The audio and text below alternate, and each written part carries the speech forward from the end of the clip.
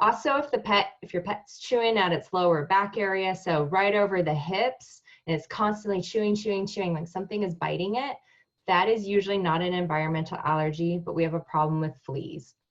Doesn't take a whole lot of fleas to cause a problem. I've seen one flea cause major issues for a dog, and I've seen dogs that don't have flea allergies.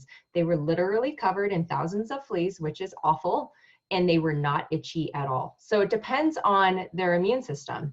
So, but if you see your dog chewing lower back area, so these are for the people that are in those areas where there's lots of fleas.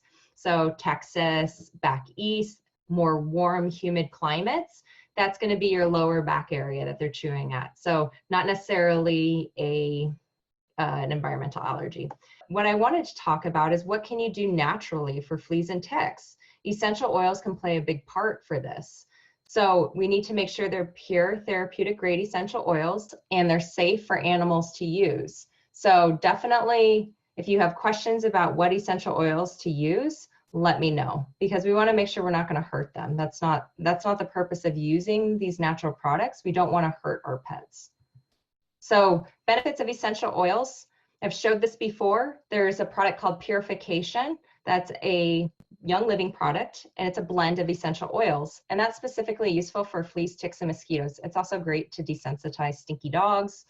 Also help your house cleaning. It smells delicious. It's great. So, but the benefits of essential oils is it's going to help support the immune system. They absorb it really fast. So every cell in the body is going to receive that essential oil within 20 minutes. It's a very, very powerful antioxidant. Has antibacterial properties, anti-inflammatory properties. It's anti-cancer. There are all sorts of things that essential oils can do. We want to make sure we're diluting them, and you also need to be careful around your cats. There are a lot of essential oils you can use around cats, but that's importance of using your pure therapeutic grade. So this is a flea prevention recipe. So if there is a large burden of fleas, there is a high chance that your pet could still get infected or infested with fleas. Hopefully this would reduce the burden. It is something you can definitely try before using things that are a little bit more toxic, like the topicals or the orals. I typically like trying this first, and then everything else that you're doing will help support their immune health. And hopefully the combination of all of that together, the flea will be like, oh, this isn't like eating a cheeseburger. This is like eating a piece of broccoli. I don't like it. So unless they really like broccoli, but I'm just giving you a little metaphor. So for the flea-free essential oil blend, you're going to take a couple drops of each of those essential oils. So 4 drops clary sage, 1 drop citronella, 7 drops peppermint, 3 drops lemon. You can also add in 2 drops of myrrh. And you're going to add it to 1.5 ounces of a base oil. So you can use either sweet almond oil, hazelnut oil. You can also use your coconut oil. You're going to mix them all up in a dark glass dropper bottle. Always use a glass bottle because plastics will absorb and break down with essential oils, especially with like your lemon and your citrusy type essential oils. And then you're going to apply a couple drops to the neck, chest, legs, base of tail.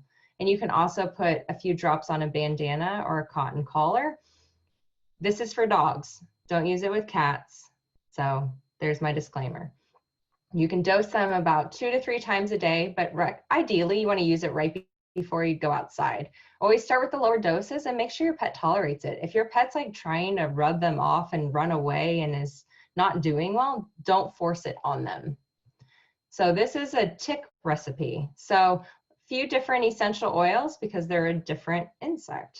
So we don't want them either though. So you can use geranium, rosewood, lavender, myrrh, that's sweet myrrh, that I don't know how to say that, opoponix, and bay leaf. So definitely take a picture of that recipe because that's another really good one that you can use. And a lot of times if you have fleas and ticks in the same area, what you can do is you can use your flea recipe in the morning, your tick recipe at night, and you can use them kind of not necessarily on top of each other, but kind of back to back on opposite ends. And just like the other one, always start with lower doses and work your way up. Make sure your pet is tolerating it.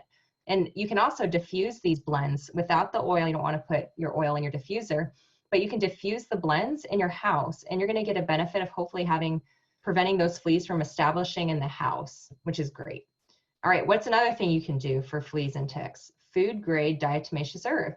So this is awesome. So I'm pretty sure probably most of you have heard of diatomaceous earth if you're interested in holistic medicine or you're on the more natural side. But this is great, especially when you combine it with diet, essential oils.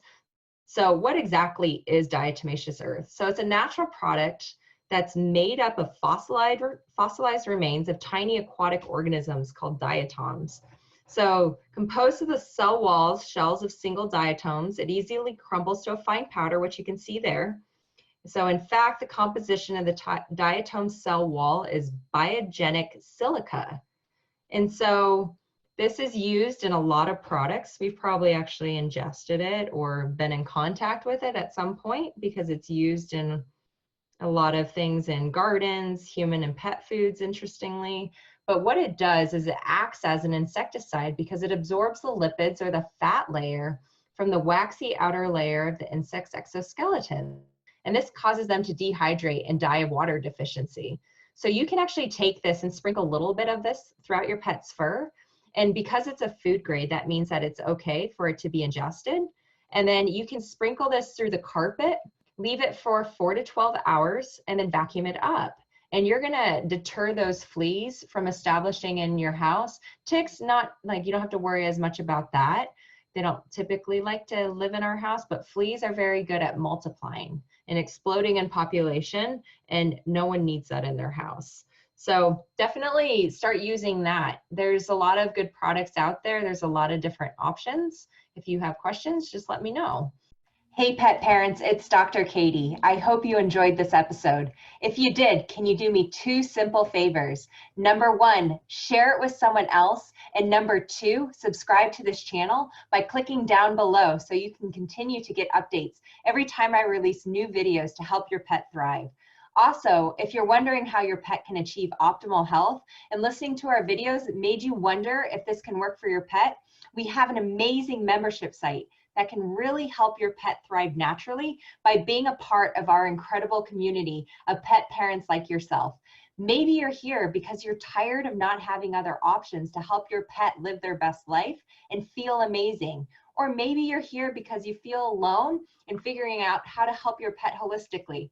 Let's partner together today and take the worry out of caring for your pet so you have many more days to share the joy and love with them. Remember, you're not alone in helping your pet thrive naturally and live each day to their fullest potential.